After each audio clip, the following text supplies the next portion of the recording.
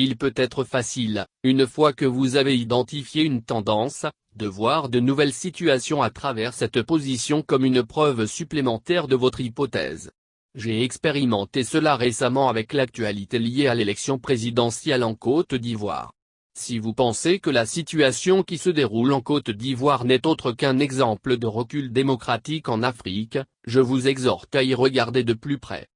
La Côte d'Ivoire est une nouvelle démocratie qui a fait de grands progrès au cours du mandat du président Alassane Ouattara, émergeant comme l'une des économies et démocraties les plus fortes d'Afrique, renforçant les droits et le statut juridique des femmes et devenant un partenaire commercial et sécuritaire apprécié des États-Unis dans une région soumise à des menaces transfrontalières croissantes et à des attaques de militants extrémistes.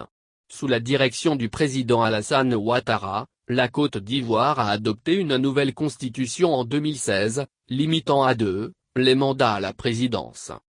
Le président Ouattara est candidat pour un autre mandat. Mais si on commence à lire maintenant seulement, il est facile de supposer qu'il s'agit encore d'un cas de plus d'un président réécrivant les règles pour conserver le pouvoir. Mais si vous regardez de plus près, la réalité sur le terrain est une situation vraiment unique qui ne correspond pas à nos notions préconçues de recul des démocraties africaines. En fait, il est devenu de plus en plus clair que la meilleure chance pour la Côte d'Ivoire de conserver les libertés et la croissance qu'elle a obtenue au cours de la dernière décennie est de réélire le président Ouattara. Le président Ouattara a officiellement annoncé en mars de cette année qu'il ne briguerait pas un autre mandat et prévoyait de se retirer de la vie publique. Le Premier ministre Gon Coulibaly a ensuite été choisi pour lui succéder en tant que candidat de leur parti. Tragiquement, en juillet, le Premier ministre meurt d'une crise cardiaque, laissant le parti sans candidat à peine 12 semaines avant l'élection présidentielle. Cette circonstance extraordinaire a laissé à un grand parti politique la tâche difficile d'identifier, de sélectionner et de présenter un candidat alternatif en quelques jours ou semaines, un calendrier irréaliste dans tous les pays, et en particulier dans cette démocratie jeune et encore un peu fragile. De plus, l'environnement politique devenait de plus en plus instable, les candidats de l'opposition, y compris plusieurs anciens dirigeants qui avaient participé aux années les plus destructrices et les plus violentes de l'histoire de la Côte d'Ivoire, se disputaient à nouveau le pouvoir et cherchaient à attiser les divisions ethniques.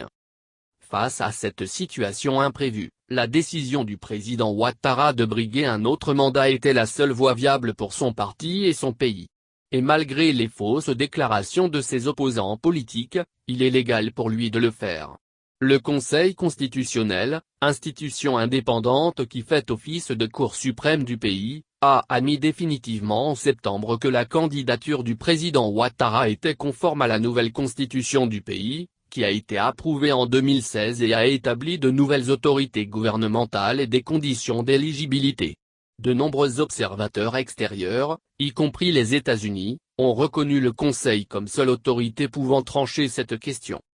Le Conseil constitutionnel a également jugé éligibles 3 candidats de l'opposition dont Henri Konan Bédié, devenu ainsi, l'un des favoris aux côtés du président Ouattara. Bédié a été président de la Côte d'Ivoire de 1993 à 1999 lorsque, en proie à la corruption et à l'emprisonnement d'opposants politiques, son gouvernement a été renversé par un coup d'État militaire mettant fin à une gestion radicalement différente de celle qui allait venir plus tard sous le président Ouattara.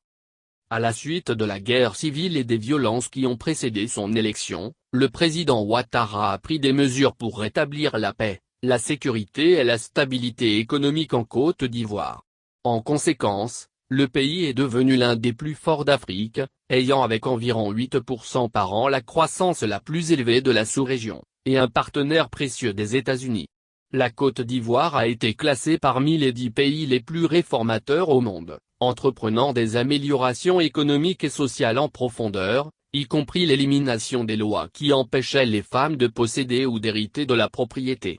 Ce bon bilan de la réforme est l'une des raisons pour lesquelles la Côte d'Ivoire a été retenue en 2017 par la très sélective Millennium Challenge Corporation pour l'octroi d'une subvention de développement de 525 millions de dollars du gouvernement américain. La Côte d'Ivoire ne doit pas être considérée comme un exemple de plus de recul démocratique sur un continent frappé par les prises de pouvoir par la force et la corruption. Au contraire, alors que la nation pleure toujours la perte d'un candidat prometteur à la présidentielle, son peuple a un choix distinct: continuer à avancer sur la voie de la démocratie, de la paix et de la prospérité dont une nouvelle génération héritera bientôt, ou risquer de céder aux forces nuisibles qui ont tourmenté leur nation dans le passé. Ce samedi 31 octobre 2020, jour des élections en Côte d'Ivoire, les Ivoiriens doivent être autorisés à faire ce choix librement comme le peuple souverain des États-Unis a eu l'opportunité de plébisciter en 1940, le président Franklin Roosevelt pour un troisième mandat contre l'avis des interpréteurs de loi establishment politique de Washington DC, dans un environnement marqué par la Grande Dépression économique et l'entrée en Seconde Guerre mondiale.